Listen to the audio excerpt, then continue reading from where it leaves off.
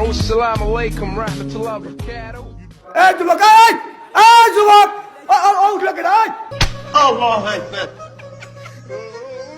Na'budu iyyaka nasta'in maliki yawmiddin এই যুবক এই যুবক উঠলো কেন এই যুবক ধর আসসালামু আলাইকুম দর্শক, সবাই কেমন আছেন? আশা করছি সকলেই ভালো আছেন। তো দর্শক, আল্লাহর রহমতে আমিও ভালো আছি। না, আমি ভালো না, কিভাবে ভালো থাকবো? তারাবি নামাজ নিয়ে এইভাবে দুষ্টামি করে ভিডিও বানাইলে আমি কিভাবে ভালো থাকবো? তোমরা তো নামাজে যাও সওয়াবের জন্য, তাইলে এইভাবে ভিডিও বানায় পাপগুলা কেন করতেছো? আর যদি পাপই করবা তাহলে তোমাদের নামাজে যাওয়ার দরকারটা কি? তোমরা বাইরে বসে পাপ করো। এই যে তোমরা দুষ্টামি করোই, তারপরে আবার এটা ভিডিও করে অনলাইনে পাবলিশ করো। এই পাবলিশ করার জন্য দেখেন এক ভাই আপনাদের নামে কি বলছে। তোমরা যারা টিকটকে ভিডিও বানানোর জন্য তারাবির নামাজে গিয়ে একজন আরেকজনের পায়ে ধরে টানাটানি করে ভিডিও বানাও, তোমাদেরকে একটা সুপরামর্শ দেই, সেটা হচ্ছে তোমরা তোমাদের ডিএনএটা একবার টেস্ট করিয়ে নিও। কেননা কোনো মায়ের বৈধ সন্তান এইভাবে নামাজের মধ্যে গিয়ে দুষ্টামি করতে পারে না।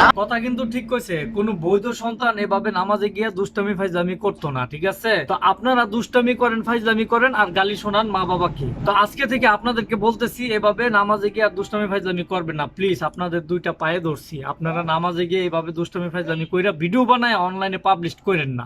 নামাজে দাঁড়িয়ে আল্লাহর সামনে দাঁড়িয়ে দুষ্টামি করতে পারে না। অন্তত তোমরা তো শিশু না, প্রাপ্ত বয়স্ক। অনেকগুলা ভিডিও আমার সামনে আসছে, দেখলাম প্রাপ্ত বয়স্ক যুবকেরা এইরকম একজন আরেকজনের পায়ে ধরে টান দিচ্ছে, বিভিন্ন ধরনের ইসলামকে ক্রিটিসাইজ করে বিভিন্ন ফানি ভয়েস গুলা এই ভিডিওর মধ্যে অ্যাড করছে। বর্তমান যুবক মসজিদে নামাজ পড়তে আসে না, তারা টিকটক ভিডিও আর ফানি ভিডিও বানাইতে আসে। আজকে যদি ওমর রাদিয়াল্লাহু আনহু বাচ্চা থাকতো তাহলে তোদের গদ্দান তোর থেকে আলাদা করে দিত। তোরা যারা মসজিদের ভিতরে নামাজ অবস্থায় যে ফানি ভিডিও বানাস না, তো জন্ম হয়েছে কিভাবে এবার? তোর মায়ের মনে হয় 3 বেলা মনে সন্ধ্যাবেলা ঘর থেকে বাড়িছিল, তেঁতুল গাছে নিচে গেছে শয়তানদের জন্ম হয়েছে। তোরা জীবন মসজিদের নামাজ অবস্থায় গিয়ে ভিডিওটি বানালি না, বুঝছো?